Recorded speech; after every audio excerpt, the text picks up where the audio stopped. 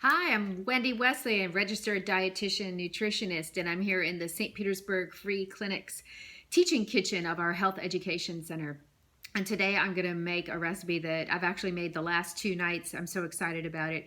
It is curly kale garlic saute, and it is just 4 ingredients. It's kale, it's garlic, it's this spice rub that I found in my pantry. I didn't even know it was there.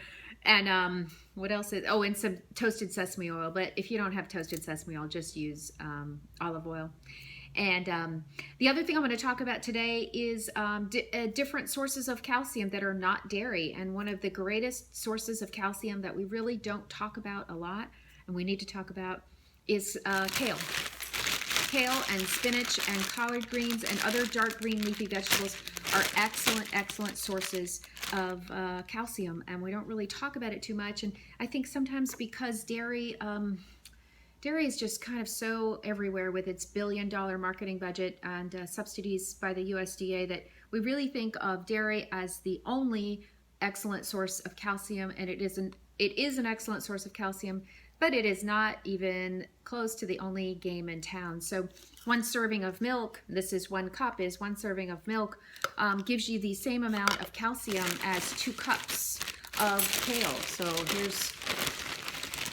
here's 1 cup and here's 2 cups. So the exact same amount of calcium is available in this kale as in a cup of milk. So let's get this thing going. I'm going to turn this on, and it's going to make a little bit of noise because there's a fan on the inside, but it will heat up pretty quick.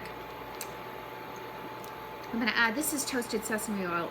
Everything you cook with this tastes amazing. I've really never encountered such a product that is so interesting. So if you can, this is in every grocery store, excuse me, and but if you don't have it, use good quality olive oil. A couple of times a year I go to Tarpon Springs and I buy olive oil, and I also have a produce stand up the street that sells really good Greek olive oil, which is my preference. So I'm getting this wonderful toasted sesame oil going, and I'm going to add some garlic. Now this is jarred garlic. I'm not really a fan of jarred garlic, but I actually forgot to bring my my whole garlic from home. So this is what we're going to use. Putting that in the pan, putting it in the oil, getting it going.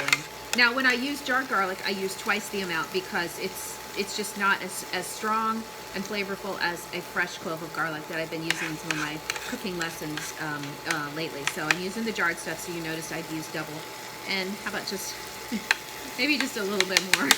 Why not, right? Next, in my pantry, I found this great spice blend. It's by a St. Pete company. I didn't even know it was in my pantry. It's called Serious Foodie, and it is a West African paradise rub. And I just kind of was playing around on Sunday, and I added it to the kale, and I said, wow, that's pretty amazing. The first ingredient is sugar. Second ingredient is salt, anise, lemon, pepper. There's a couple of other cool things in here, so check that out. And I will list out the ingredients found in here, so if you don't have the rub, which you probably don't, you can just get those things from your pantry. And if you have a well-stocked pantry, you should have sugar, you should have salt. You may not have anise, not the end of the world.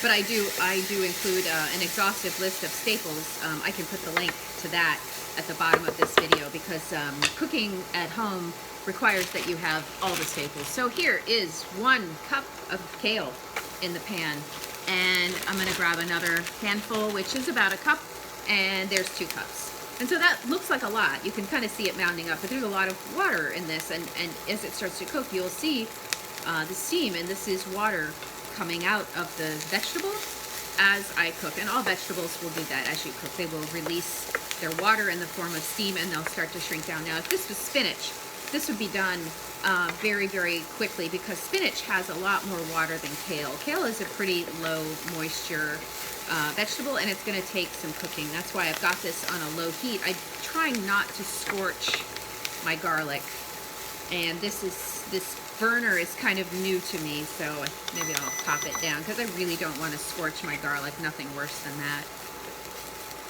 So dark green leafy vegetables are also very high in vitamin K, and vitamin K is the thing that clots your blood, which is why people who are taking kind of the old school Coumadin try and stay away from dark green leafy vegetables, or they try and eat the same amount every day. It's an either or. You stay away from it altogether, or you eat a little bit every day. You can't just like one day pop up and say, you know, I'm gonna eat kale if you're taking Coumadin. But a lot of people are not on Coumadin anymore, which is really nice. They're on this new generation blood thinners, and they don't have dietary interactions, which is wonderful. Because it was always hard to counsel a heart patient who wanted to include more vegetables into the diet, but they were taking Coumadin, and those were always very challenging consultations for me.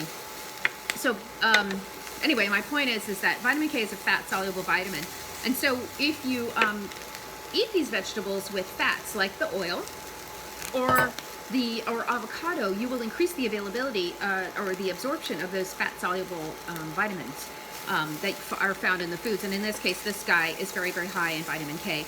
And as we discussed earlier, very, very high in calcium. The purpose of this is to just let you know that milk and dairy is not the only game in town when it comes to calcium. And I want you to look for other sources of calcium. My name is Wendy Wesley. I'm a registered dietitian and a nutritionist, and I thank you for tuning in today. I'll be back tomorrow with another lesson. Okay, thanks. Bye-bye.